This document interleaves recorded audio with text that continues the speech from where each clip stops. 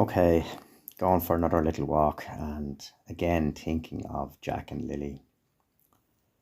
And in yesterday's video, I indicated I was going to do a lot of checking along Montreal Road, as in virtual checking, as in looking at every photo that the Google car took on that 10-kilometer stretch.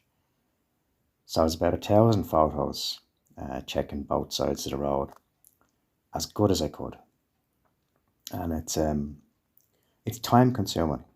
On and off, it probably took maybe up to 3 hours, something like that. And what could I find? I couldn't find a whole lot. It's actually a very clean road, in fairness. Very little rubbish on it. There would be some forestry and some out of the way places, like lonely type places where a person could pull in and dispose of something they didn't want. Probably 5 places like that along that stretch of road, which is the same probably for most roads around the area. And over the coming weeks, I will be taking roads at random and checking them in a similar way, going to the lengths of looking at all the footage from the Google car to see is there anything, looking for any clue, as in boots, children's clothes, anything like that, the backpack. And I'd say I'm not the only one, because people in the comments section have said they're going to do the same thing, and I don't doubt them for a minute. It is a quiet time in Jack and Lily's case, and this happens from time to time. And a lot of people are waiting on the next unredactions in the documents. And the various parties don't want certain things out, and that kind of gives indications as to the way they're thinking. And things as well tend to crop up in times like this, as in people tend to get aggravated with one another. Even creators and stuff. And I did notice something strange, as in Kent Corbett, who has been an advocate, who is an advocate for the children, put a lot of effort and his time into the search for Jack and Lily.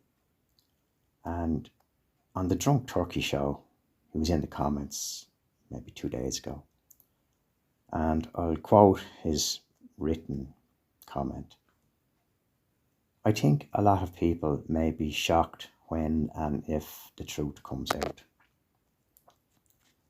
And to me, when I read that, that was very strange.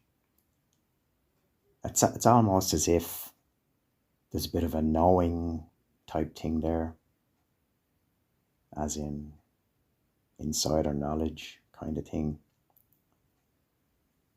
I don't think that's the case. I think it's just Kent. It's just Kent thinking and probably a bit frustrated with everything, from what I can gather. And he follows that comment up a short while later, and I won't give the full comment, but I'm not taking it out of context. But he was answering another commenter. And he says, with everything else pointing that they're not on or were around the property deceased, you got to start looking at other stuff. And like, his message there is clear, to be looking elsewhere. But I'll say, like, from the very start, I had probably a very open mind when it come to what happened to the children. Very open, as in they've walked away type open mind. And for a long time, I had that. But I kept on reviewing that position, and then could see there was deception creeping in a major way.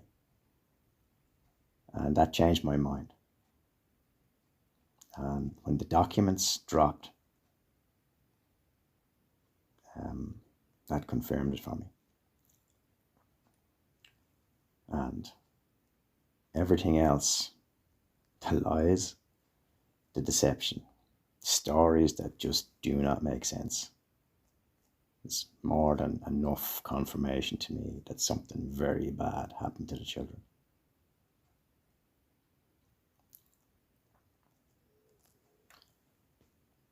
So no amount of narrative steering is going to work on me. And anyway, I'm going to keep on looking. And I may say where, but I'll be looking as good as I can. From here, 4,000 kilometers away, using the internet and Google, trying to help to find Jack and Lily for the people that care and want them back. And I'll leave it there. Take care. Good luck.